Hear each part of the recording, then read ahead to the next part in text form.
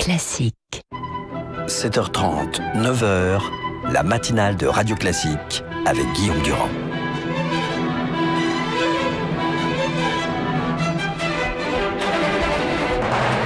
L'invité politique sur Radio Classique et LCI.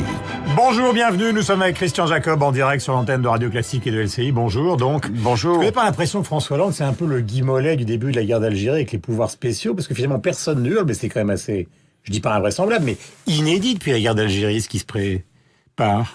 Écoutez, vous m'avez, je pense, entendu au moment du congrès. J'ai dit tout de suite que je ne voyais pas ce qui pouvait justifier une révision, une modification de la Constitution. Alors, ceci étant, on n'est fermé sur rien, mais ce qui compte aujourd'hui, c'est d'être efficace et que tous les moyens qui permettent de lutter contre le terrorisme soient utilisés. Et nous avons fait d'ailleurs un certain nombre de propositions. L'extension à 6 mois, vous êtes d'accord ou pas? Nous l'avions proposé. On l'avait proposé par voie d'amendement. D'ailleurs, ce qui est surprenant, comme toujours avec les socialistes, c'est qu'ils ont toujours un temps de retard.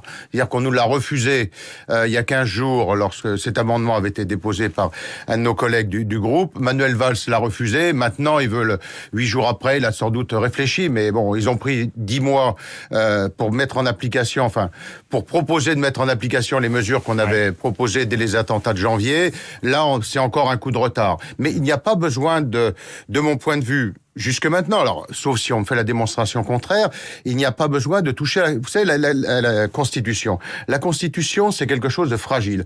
Ça a résisté, vous évoquez la guerre d'Algérie, notre Constitution, elle a résisté à beaucoup d'événements, et ce qui compte aujourd'hui, encore une fois, c'est l'efficacité. C'est pas que Monsieur Hollande ait la réunion de son congrès. C'est pas ça le sujet. C'est comment on lutte contre le retour de ces djihadistes. D'accord. Comment on réglemente leur mouvement sur notre territoire globalement, national.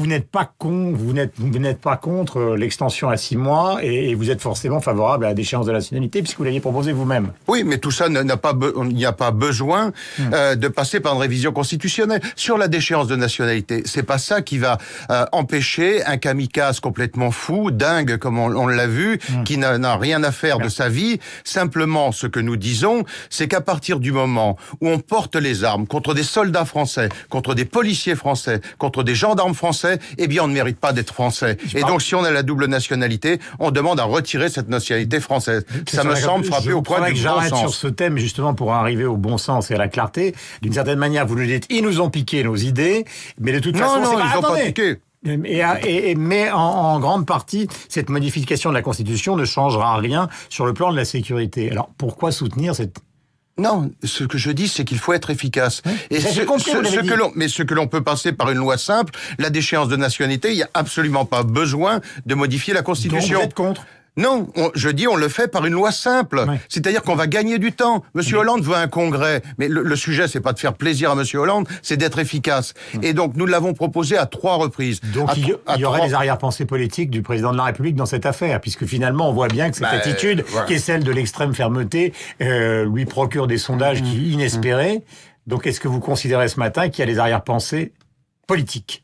On peut l'imaginer, parce que si c'est seule l'efficacité qui compte, on peut aller beaucoup plus vite. D'ailleurs, quand on a proposé à 3 reprises la déchéance de nationalité, à 3 reprises, M. Valls nous l'a refusé, et sa majorité, jamais il n'a avancé un seul argument constitutionnel. Donc je vois pas pourquoi il y en aurait besoin. Sur l'assignation à résidence, qui est aussi un point extrêmement important, que quand on a des Français en retour du djihad, qui soient immédiatement emprisonnés, que des fichiers S, des gens qui sont fichés comme étant dangereux ou en cours de radicalisation, puissent être assignés à résidence, il n'y a pas besoin de modifier la Constitution pour cela. Est-ce que vous êtes favorable à des camps, justement, pour... à la fois pour tenter de déradicaliser des gens et en même temps faire une sorte de Guantanamo à la française? Non, on n'est pas du tout dans ce registre-là. Ce qu'il faut simplement, c'est qu'à partir du moment où on a des gens qui vont faire le djihad, qui vont porter les armes contre la France, s'ils reviennent sur le territoire national, qu'ils soient emprisonnés. Mais il ne s'agit pas de faire des camps, de quoi que ce soit, mais encore une fois, d'avoir aussi des moyens. Quelque part, hein, si vous dites. Oui, d'accord. Mais il y a des prisons les prisons sont pleines. Il y a aussi la possibilité, mais ça, si les présidences sont pleines, il faut aussi se retourner vers ce gouvernement et Madame Taubira qui a bloqué les programmes de construction de prisons que nous avions engagés. On peut faire de l'assignation à résidence avec de la géolocalisation et faire en sorte que ces individus soient clairement identifiés. Dès qu'ils bougent, eh bien, on le sait si effectivement ils sortent de leur résidence. Donc, il y a d'autres moyens qui existent. Un dernier point sur ce thème, Christian Jacob, car vous savez, et tous ceux qui s'intéressent à la vie politique le savent, ces questions de sécurité, d'urgence, et l'affaire du Bataclan et des attentats dans le 10e et 11e arrondissement jouent un rôle considérable dans la campagne actuelle. C'est pour ça que je vous pose cette question. La gauche vous renvoie dans la figure les suppressions de postes de policiers à chaque fois qu'effectivement vous les attaquez sur la gestion de la crise actuelle. Vous leur répondriez quoi ce matin si vous avez quelque chose à leur répondre? Mais le but, c'est pas de répondre ou de pas répondre, c'est d'être... Mais ils le font. C'est d'être efficace. Oui, mais moi je laisse la gauche à ses sarcasmes. Ce qui compte, c'est d'être efficace.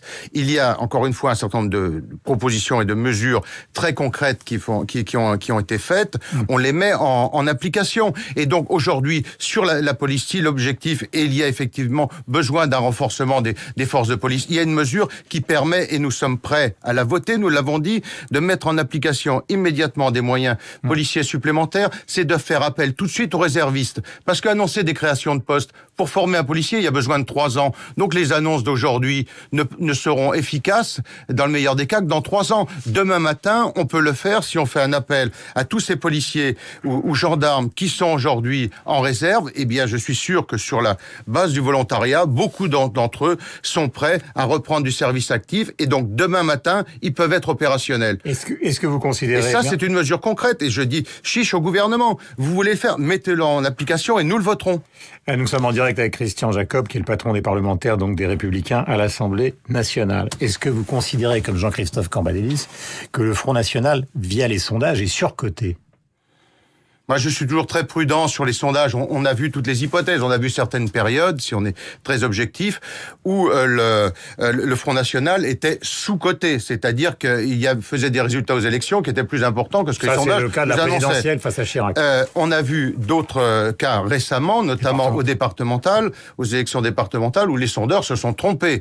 Et ils avaient annoncé une poussée du Front National, ce qui n'a absolument pas été le cas dans les proportions qu'ils avaient indiquées. Donc, moi, je n'ai pas d'éléments objectif aujourd'hui pour le dire.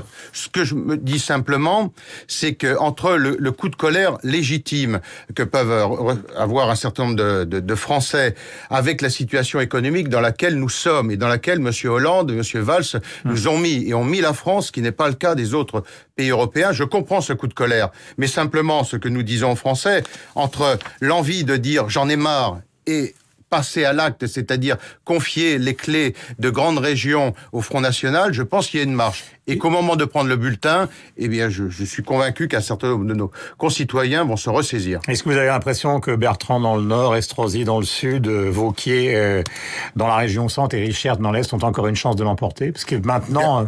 Bien sûr. D'abord parce que ce sont quatre hommes qui font une excellente campagne sur le terrain. Et ils sont en difficulté. Si on croit les sondages, ils sont dans une difficulté. Oui, mais encore une fois, on verra au lendemain du deuxième tour. Moi, je reste très confiant sur les résultats et la capacité à convaincre de nos candidats.